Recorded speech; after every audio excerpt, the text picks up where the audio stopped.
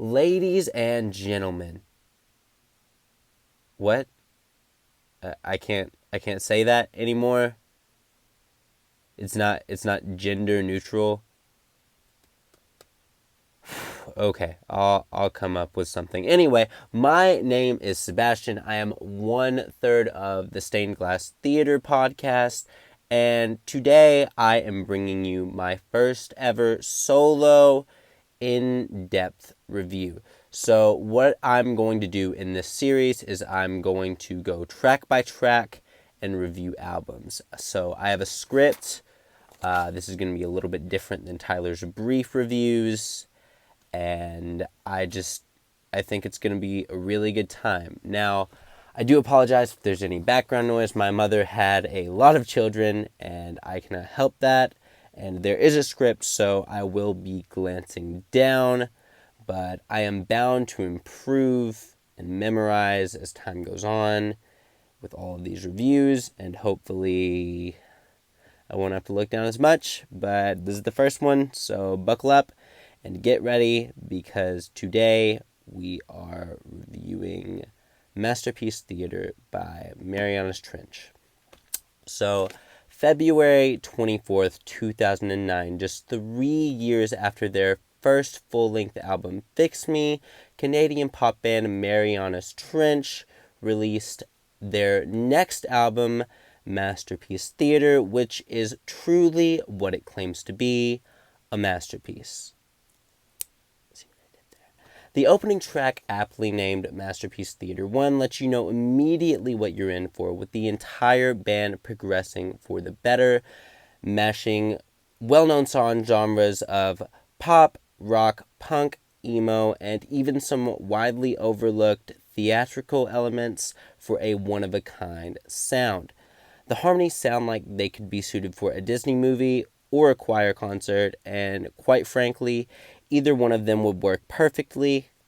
The good thing about this band has always been that they know how to adapt. They can change their style while still retaining what made their old stuff so absolutely breathtaking. And Masterpiece Theater 1 kind of serves as a prologue to the rest of the album. It's kind of letting you know what you're in for. It gives you a taste of all the genres, and it's a really, really good opening track, because it punches you. It gets the adrenaline pumping, and then the absolute emotion delivered behind some of the lyrics, such as, "If I burn out and slip away, this is just a part I portray," lets you know immediately that Josh Ramsey, the lead singer-songwriter, knows exactly what he's talking about, and it's extremely important to him. This is not just a song for the sake of making a song. This is not just a filler album to capitalize on the success of their last one. This is a story that we are all meant to listen to, learn from, and enjoy.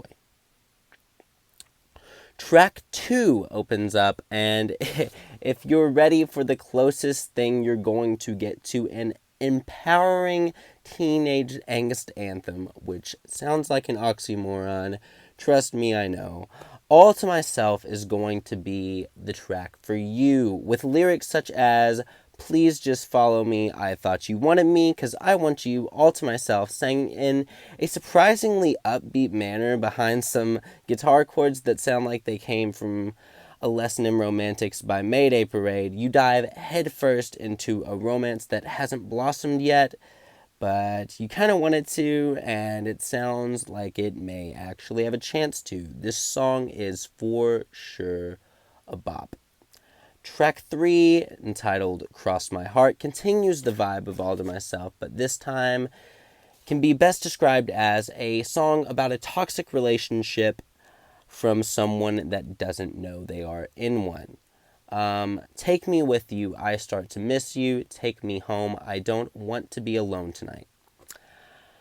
This was the first song that personally I've ever heard from the band, and the upbeat nature paired with the depressing lyrics really drew me at 13 years old. Thankfully, all of their songs aren't this depressing, but they're definitely all this fun to listen to. So you should Listen to it. It's a good song. You'd like it. Yeah, you. I'm talking to you directly. Beside You is the next track, and it sounds like The Lion King meets an early 2000s love song. And even though that sounds like it shouldn't work, promise you, it totally does.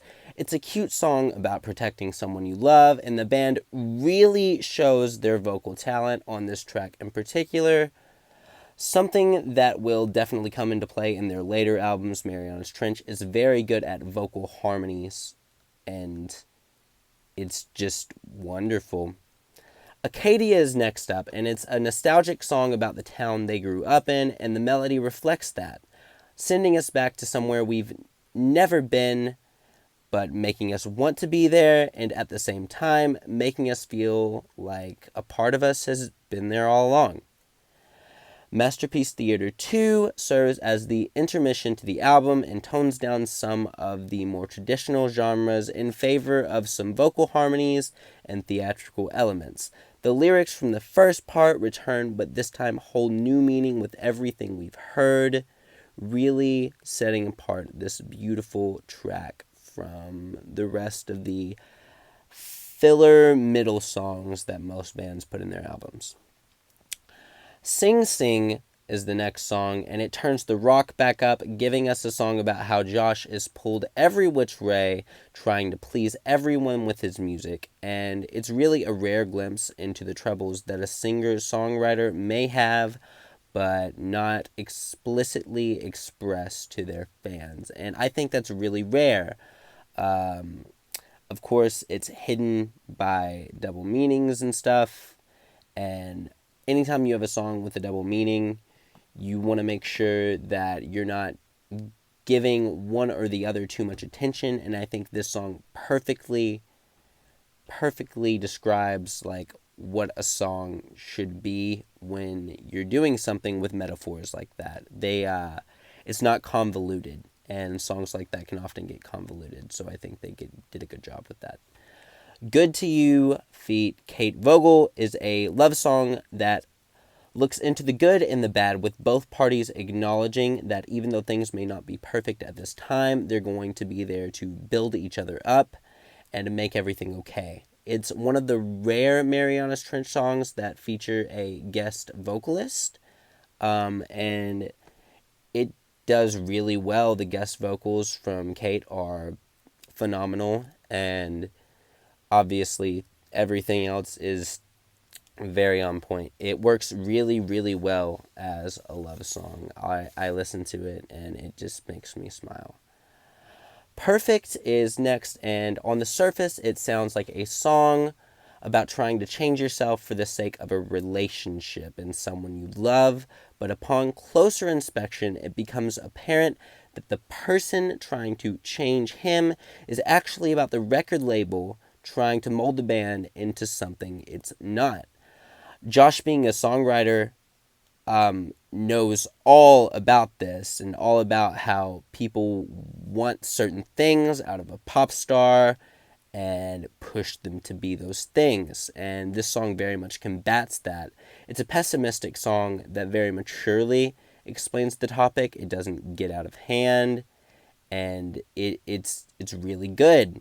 All of these are really good. I keep saying really good because it's really good. And I'm not going to lie to y'all, I started crying when I heard the next track on the album called Lover Dearest. What sounds like a normal breakup song, again, has a double meaning as you realize that the song is about battling heroin addiction, and it's easily my favorite song on the album. It absolutely exemplifies everything that a breakup song should be, while also tackling addiction in a very mature manner, because Josh has actually been through that. So this song would be absolutely perfect to finish the album. It's just a really good song. you guys, if I could recommend any track from this album, if you don't have the time to listen to the full album, I would listen to that one. But ending us off, Masterpiece Theater 3 is probably the only song that could end the album except for Lover Dearest, because it ends the album on a high note, mixing all of the songs you just heard and all of the most important lyrics in ways that you never thought they could before. It covers the main themes of not changing for anyone, addiction, and becoming something better very well. It's You could look at it as just a mashup song, or you can look at it as the peak of creativity right at the end of the album. Them just hammering all of their points across in beautiful fashion.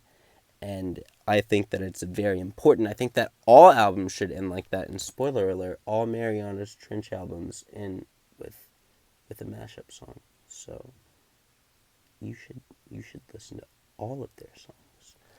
This album is without a doubt one of Marianas Trench's best, and it is definitely one that you are going to want to listen to. I've been Sebastian. Thank you all for listening in on my first solo album review. Make sure to like and subscribe. Share this video to whoever you can. I really, really need exposure because I need money. I'm kidding. I do this because I love it.